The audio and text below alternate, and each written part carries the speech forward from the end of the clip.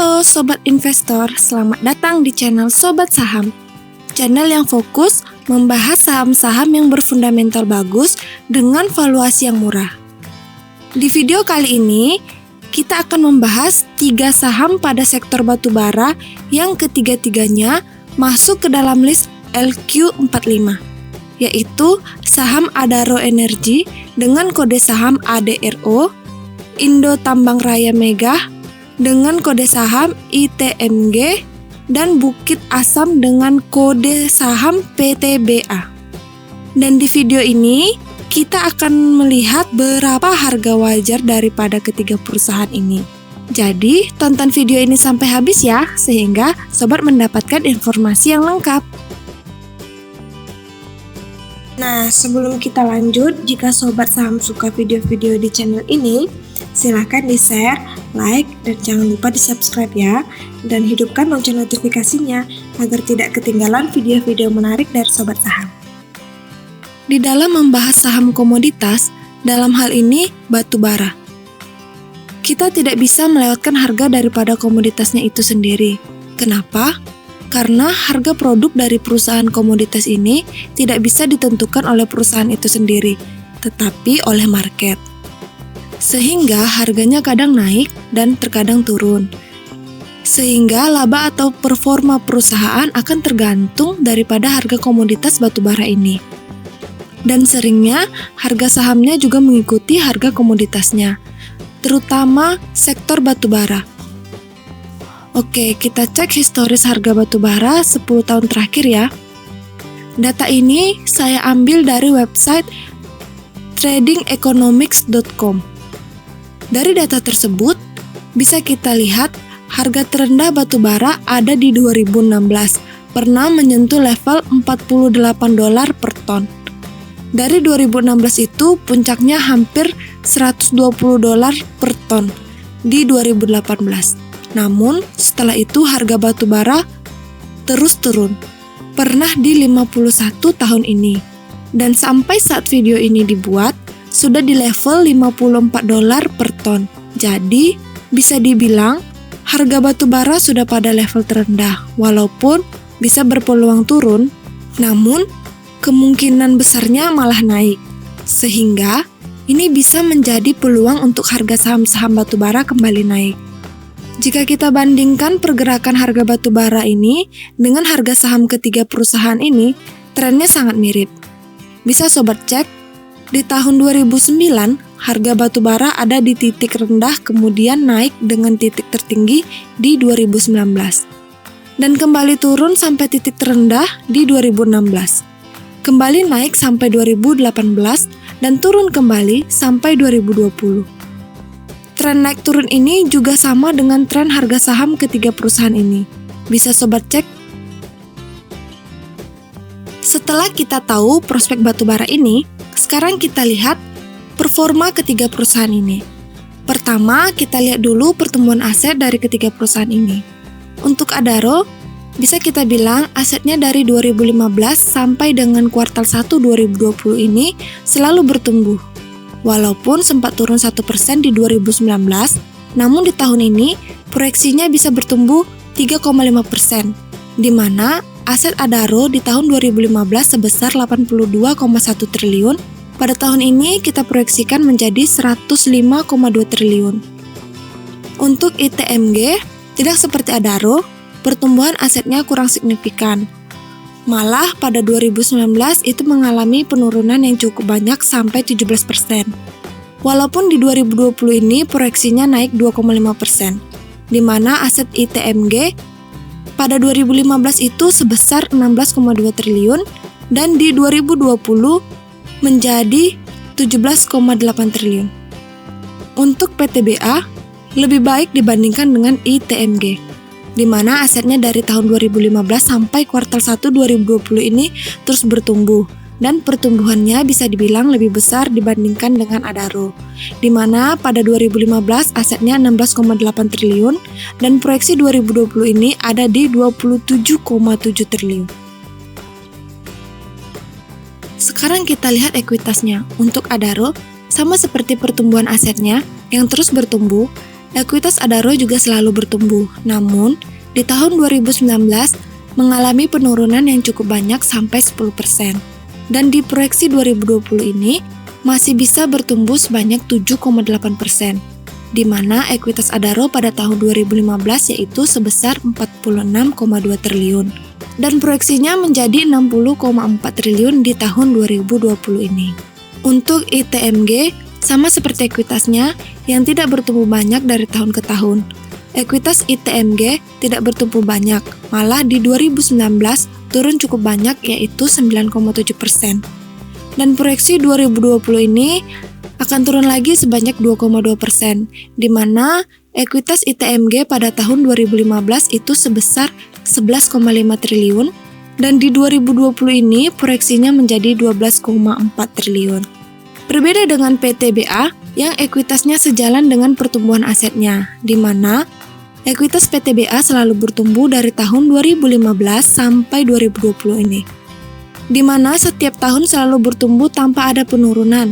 Pada 2015 ekuitasnya sebesar 9,2 triliun dan sudah menjadi 19,9 triliun di tahun 2020 ini.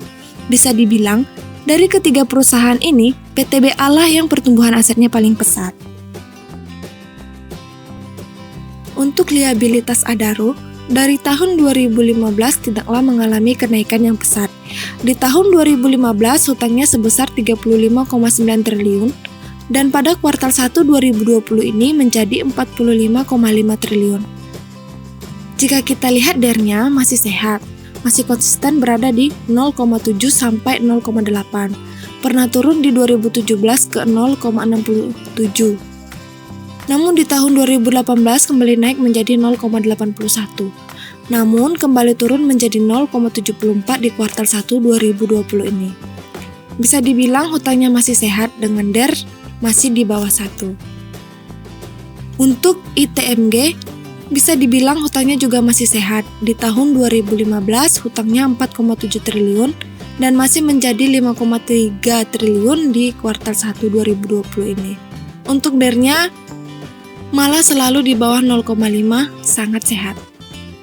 Yang tertinggi ada di 2018 dengan DER 0,49.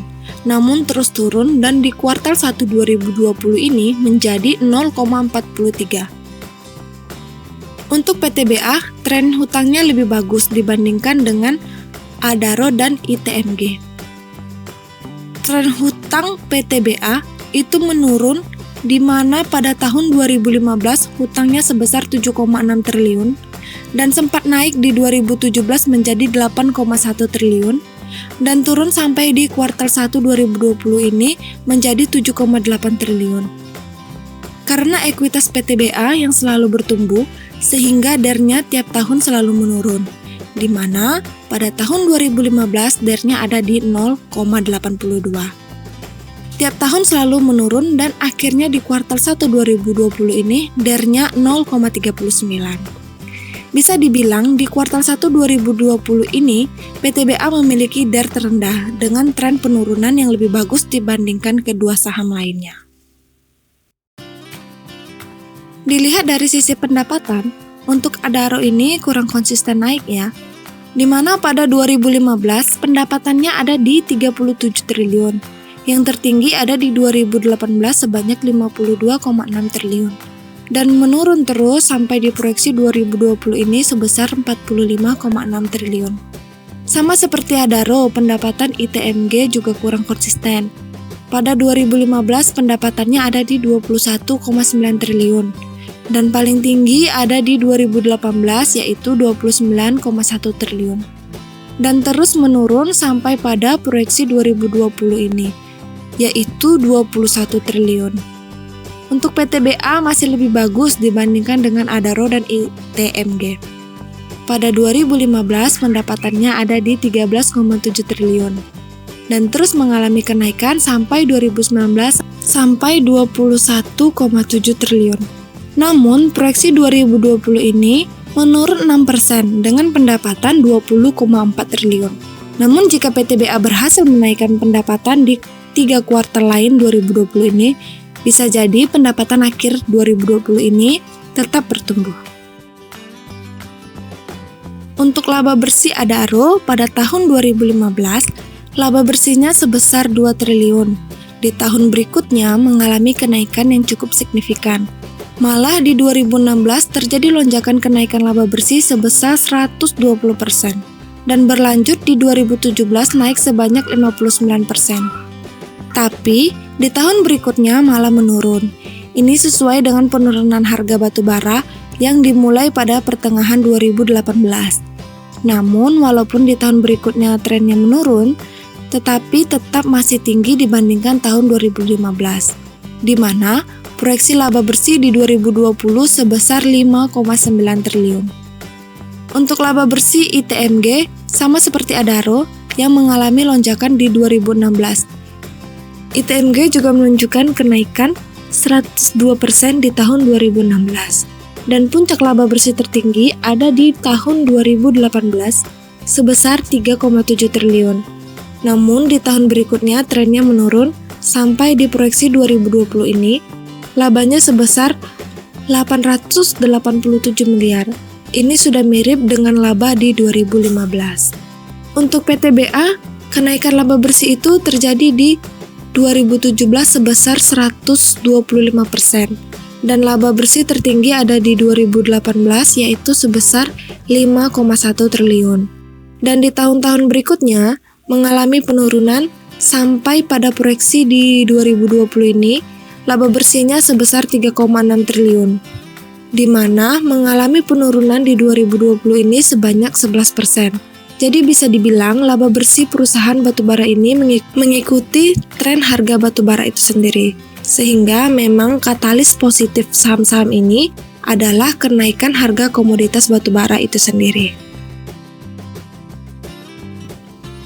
Untuk ROE-nya, Adaro dari tahun 2015 itu mengalami kenaikan, sesuai dengan labanya yang fluktuatif. Dan dari tahun 2017, ROE-nya mengalami penurunan, sampai pada 2020 ini ROE-nya sebesar 9,9%.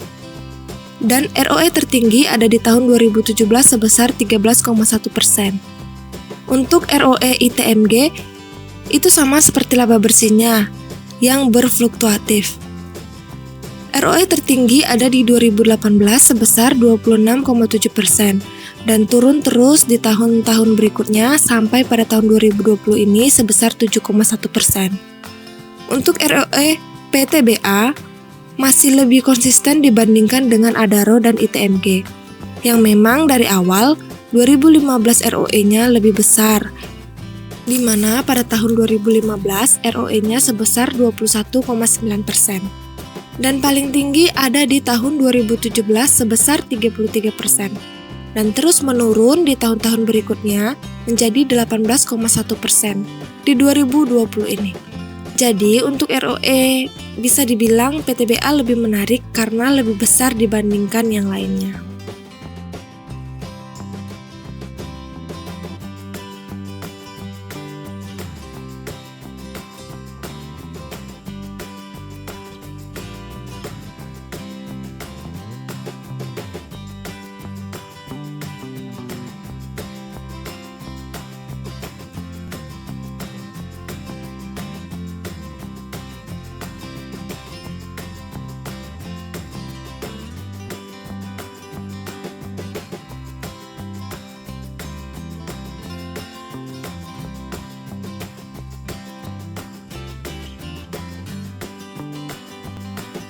Oke, sekarang kita lihat valuasi ketiga saham ini. Pada saat video ini dibuat, harga saham Adaro di 1.155, di mana PER-nya ada di 6,2, dengan PBV ada di 0,6. Untuk ITMG, harga sahamnya 7.850, untuk PER-nya 10,0, PBV-nya 0,7, dan PTBA ada di harga 2.140, di mana PER-nya 6,8, PBV-nya 1,24. Bisa dibilang ketiga saham ini valuasinya masih murah, dengan masing-masing PER dan PBV-nya masih murah. Terus, bagaimana dengan harga wajarnya? Untuk harga wajar, saya hitung menggunakan perhitungan Bapak Teguh Hidayat. Jika sobat tertarik, sobat bisa cek ke website beliau. Jadi, saya langsung tunjukkan hasilnya saja. Nilai wajar Adaro ada di 3.580 dengan MOS 210%. ITMG harga wajarnya 13.220 dengan MOS 68%. Dan PTBA harga wajarnya ada di 6.290 dengan MOS 194%. Jadi, yang paling menarik untuk diinvestasikan adalah Adaro dan PTBA, di mana margin of safety-nya atau MOS paling besar, sehingga berpeluang profit lebih besar. Bagaimana dengan dividennya? Tidak usah diragukan lagi, ketiga saham ini adalah pembagi dividen yang jumbo, sehingga sobat berpeluang dapat capital gain serta dividen yang besar, apalagi dengan harga batubara yang sudah rendah, dan kemungkinan rebound bisa terjadi. Ini akan menjadi sentimen positif untuk menaikkan harga saham ketiga perusahaan ini, dan saya rasa ini adalah peluang untuk investasi di saham-saham ini. Mungkin sobat bisa cicil membelinya, sehingga jika terjadi penurunan, bisa kembali membelinya. Oke, jika ada masukan atau komen, silakan masukkan di kolom komentar ya sobat. Sampai jumpa di video berikutnya. Oke, sampai jumpa di video berikutnya ya sobat. Jangan lupa di subscribe ya, agar kami makin semangat membuat video analisa saham.